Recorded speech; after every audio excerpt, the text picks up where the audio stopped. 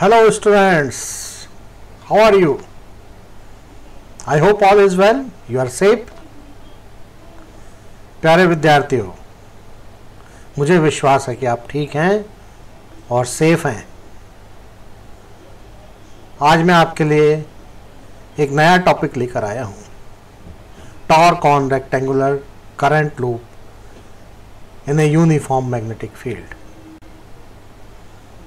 So let us start this topic. Now case 2.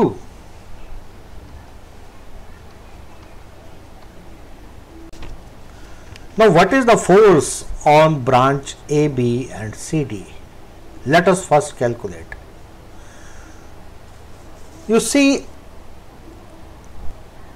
now rectangular coil is little tilted, but see the angle between AB and B is 90 degree.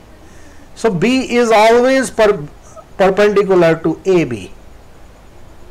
It doesn't matter what is the orientation of plane of the coil. This B is always perpendicular.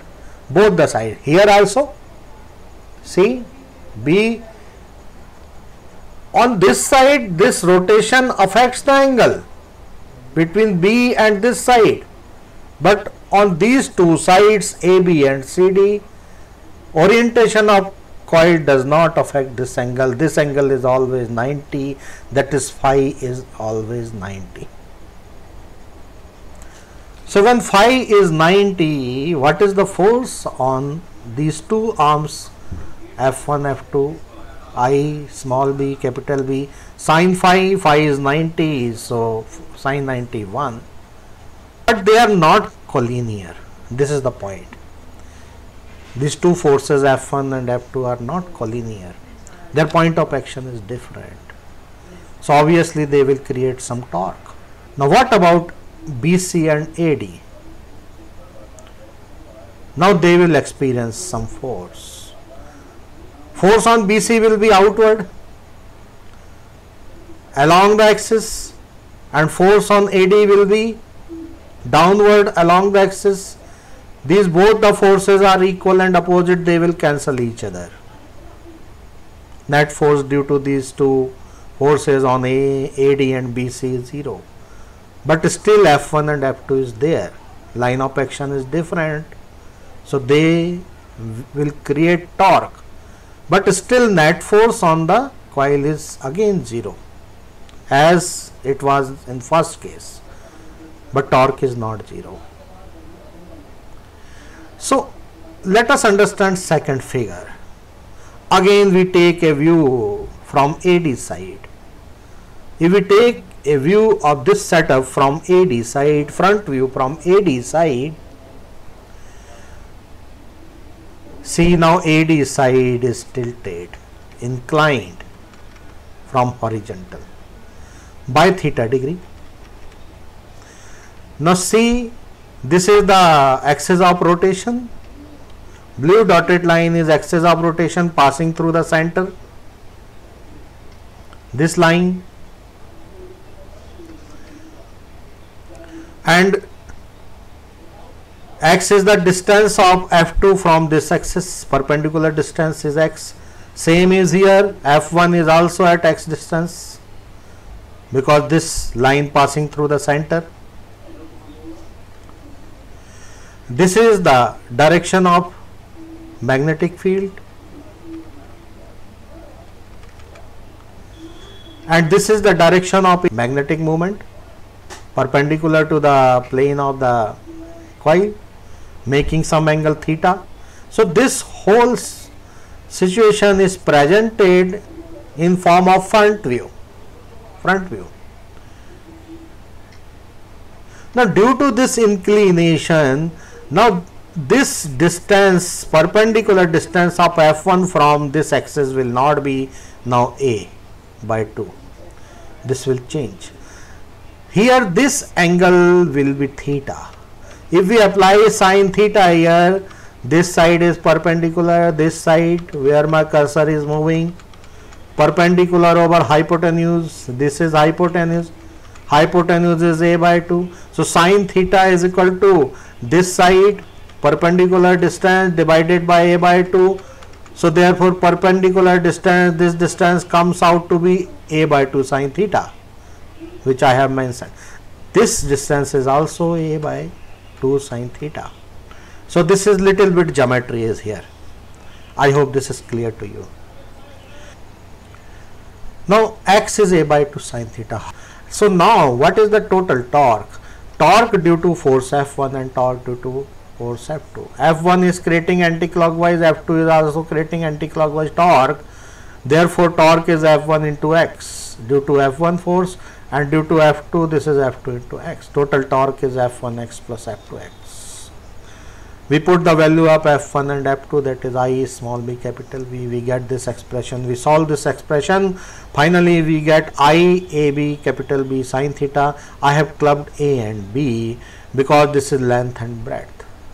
This will change into I capital A B sine theta. A is the area of the coil. Length into breadth, area of the coil. So student, this section now closes. Now what is torque? I again club capital I and capital A and put small m in place of I into A. I get torque mb sine theta. Now torque is a vector product. Small m is a vector, capital B is a vector. Now what is this small m? Think for a while. In electrostatics unit, you know torque due to electric field on electric dipole due to uniform electric field is electric dipole moment multiplied by electric field. So if we compare this, we get idea what is m. This m is magnetic moment, and I have already explained that this m is along the area vector and this is magnetic moment. Now let us understand this figure.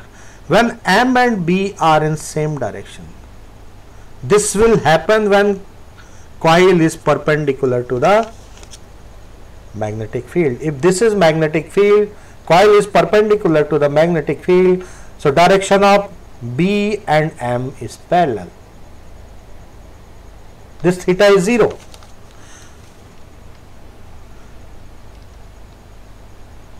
And forces will become collinear. They will cancel each other. The forces which were creating torque now collinear and opposite. So as theta approaches to 0, torque also approaches to 0. Now second case, when surface of the coil is parallel to the magnetic field,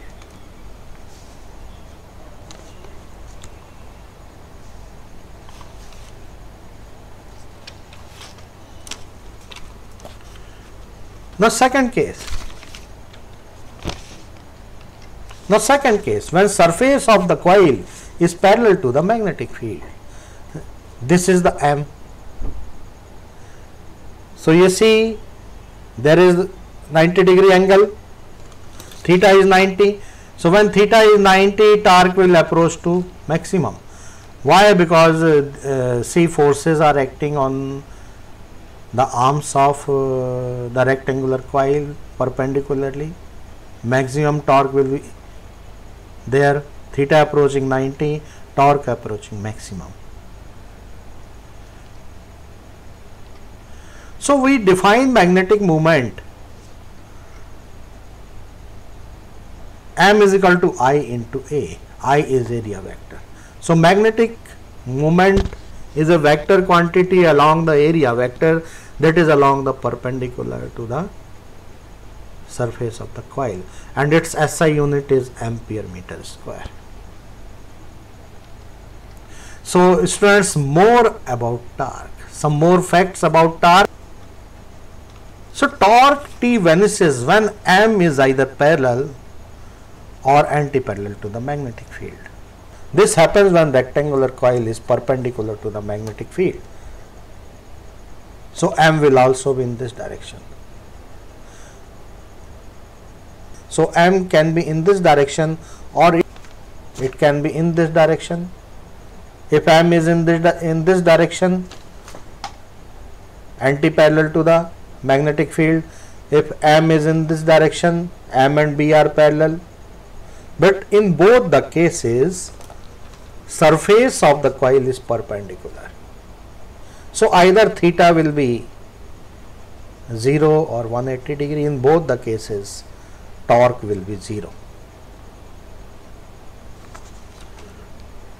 But one point is here, stable equilibrium.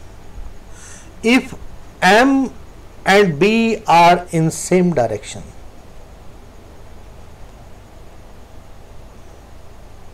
then torque will be 0, and this will be the state of minimum potential energy. This is stable equilibrium. So when M and B are parallel, this is the stable equilibrium of the rectangular coil. But if this is the case, 180 degree, again torque vanishes. But both the situation have one difference. In this situation, first case, when M and B are parallel, potential energy is minimum. But to bring M in anti-parallel to B, we have to apply some work. That work is there. Potential energy becomes maximum. But because orientation is such that a small disturbance in the orientation will start rectangular coil to bring in stable equilibrium. So in both the cases, torque is 0, but in first case potential energy is minimum. So slight disturbance in the alignment will not cause rotation in the rectangular coil. But in second case, when 180 degree, potential energy is maximum. Slight disturbance in the configuration will make rectangular coil to rotate. See through this figure, this is the direction of B. Green arrow shows the direction of M. This is the case when M and B are parallel, stable equilibrium. Unstable equilibrium, B and M are opposite. Although in both the cases torque is 0, but why we call it unstable equilibrium? Because a small disturbance in the configuration will start rectangular coil to move towards the stable equilibrium where potential energy is minimum. So presence of torque is also the reason why a small magnet or any magnetic dipole aligns itself with the external magnetic field. So any magnetic dipole or small magnet always try to align itself in the direction of external magnetic field, because that position is that configuration is having minimum potential energy. So if the loop has n closely wound turns, the expression for magnetic moment will become small m is equal to capital N I A. We have discussed case of one turn. If there are n turns, magnetic moment will become n times, and this will change the torque. Torque will also become n times. So student, this was the presentation of a torque on rectangular current carrying loop. I hope you have enjoyed. I hope you will put your comments, and till next video, bye bye, take care, stay safe, stay at home, goodbye, bye bye.